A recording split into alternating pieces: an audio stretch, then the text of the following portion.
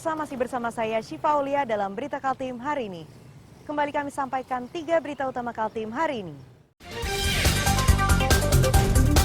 Banjir dari luapan Sungai Mentarang telah merendam 4 kecamatan di Malinau, Kalimantan Utara.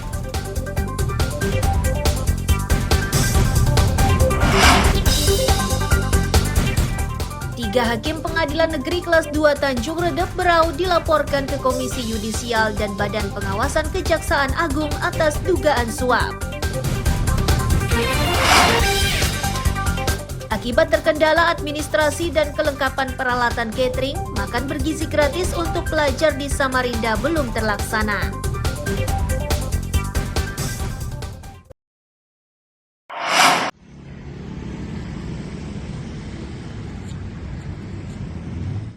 Tiga hakim Pengadilan Negeri Kelas 2 Tanjung Redep dilaporkan ke Komisi Yudisial dan Badan Pengawasan Kejaksaan Agung atas dugaan suap sebesar 1,5 miliar rupiah.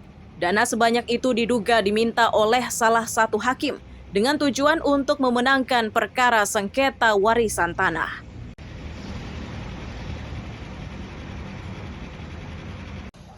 Hakim yang dilaporkan tersebut berinisial L yang masih aktif bertugas di Pengadilan Negeri Tanjung Redep. L merupakan ketua majelis hakim saat sidang digelar.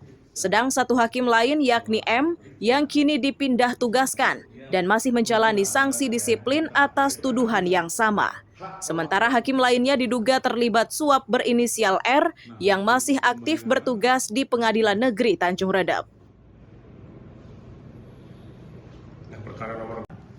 Saya pastikan asisten hakim di sini dalam berita media yang kita lihat, yang kita baca, yang kita lihat ya, itu mereka melakukan laporan ke Komisi Yudisial dan juga katanya ditembuskan ke bawah dengan melampirkan bukti-bukti. Ya. Kalau ke kita tidak ada laporan ke Pengadilan Negeri Tanjung Redep. Kita hanya tahu dari media, kemarin sudah saya diwawancarai, baru kita lihat di media, kita baca, oh ternyata perkara yang dimasukkan itu adalah perkara perdata nomor 18 ya. Setelah kita telusuri, benar ketua majelisnya inisial L. Hingga Senin siang, laporan ini masih dalam tahap pemeriksaan dan akan disampaikan hasilnya setelah diputuskan oleh Komisi Yudisial. Miko Gusti melaporkan dari Kabupaten Berau.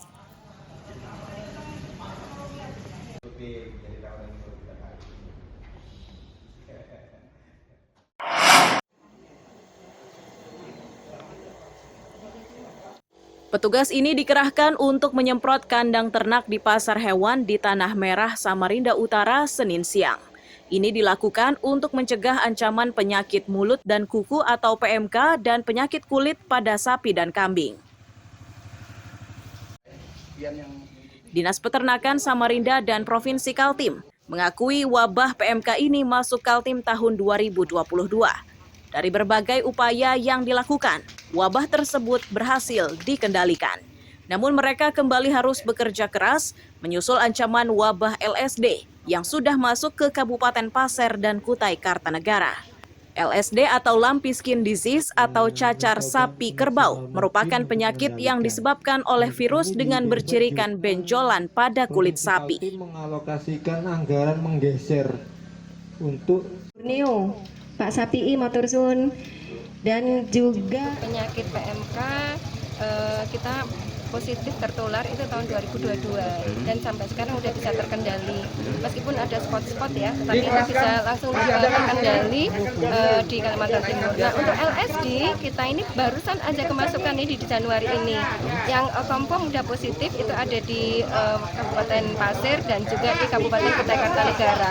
Cuman di Samarinda sendiri sudah ada klinis Pak, sudah ada klinis beberapa yang indikasi klinis muncul. Nah ini perlu kerjasama kita bersama untuk kita melakukan pengendalian dan penanggulangan. Kita hari ini dibantu oleh provinsi, kemudian dari karantina, kemudian dari Banjarbaru juga turun ke sini untuk melakukan penyemprotan. Ya, ini untuk mencegah wabah PMK dan LSD. Nah itu yang kita khawatirkan. Mudah-mudahan ya dengan adanya penyemprotan ini wabah itu akan kita tekan. Karena menurut informasi dari Banjarbaru bahwa Kalimantan Timur ini sudah terukur pencegahannya.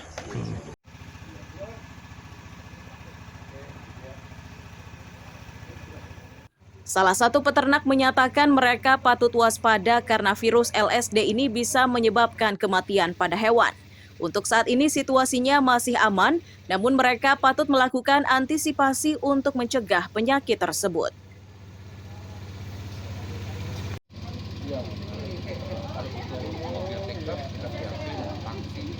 Jadi kekhawatirannya ini untuk PMK sendiri karena penyebarannya ini sangat cepat. Memang untuk tingkat kematian itu nggak separah dengan LSD, Tetapi untuk LSD sendiri juga tidak kalah pentingnya kita harus antisipasikan karena posisinya itu dia daging itu bentul-bentol, jadi kulit bentul-bentol dan itu pun bisa tembus ke daging. Kemungkinan daging di bagian luar itu nggak bisa dikonsumsi. Dengan masuknya penyakit PMK dan kulit pada hewan, peternak atau penjual hewan diimbau lebih waspada dan selektif, serta tetap harus memeriksakan hewannya secara rutin. Iswanto melaporkan dari Samarinda.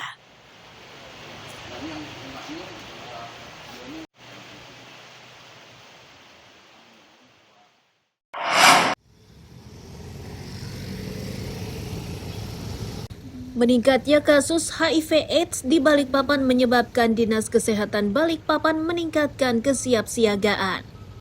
Dinas ini patut bersiaga karena Balikpapan merupakan kota terbuka yang bisa dikunjungi melalui jalur udara, darat, dan laut. Untuk mengantisipasi lonjakan penderita HIV/AIDS ini, Dinas Kesehatan meminta warga meningkatkan kewaspadaan. Lebih-lebih setelah Balikpapan kini menjadi daerah penyangga ibu kota negara. Ini artinya jumlah kunjungan ke kota minyak ini dari tahun ke tahun akan semakin meningkat.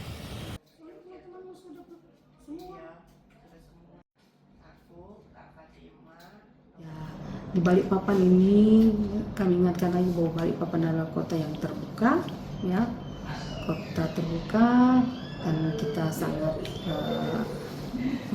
penduduk mobilisasi masyarakat cukup tinggi sehingga penyakit itu juga terutama seperti HIV/AIDS itu pasti banyak bisa berindikasi banyaknya tersebar. Jadi kita waspada untuk pola hidup, ya, pola hidup terutama kemudian melakukan kegiatan yang positif. Dari catatan Dinas Kesehatan Balikpapan, jumlah penderita HIV/AIDS di Kaltim tiap tahunnya meningkat. Tahun 2022 sebanyak 338 orang menderita HIV/AIDS, tahun 2023 menurun menjadi 318 kasus, dan di tahun 2024 meningkat menjadi 358 kasus. Amir Hamzah dan Riani Mantini melaporkan dari Balikpapan.